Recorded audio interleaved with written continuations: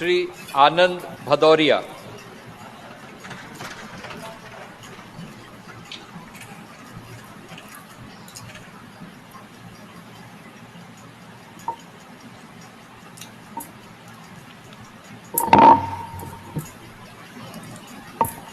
मैं आनंद भदौरिया, जो लोकसभा का सदस्य निर्वाचित हुआ हूं, ईश्वर की शपथ लेता हूं कि मैं विधि द्वारा स्थापित भारत के संविधान के प्रति सच्ची श्रद्धा और निष्ठा रखूंगा।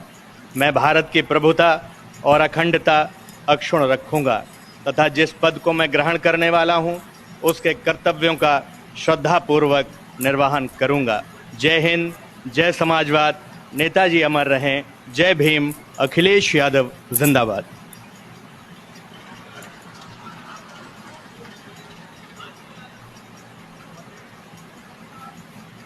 श्री राकेश राठौर।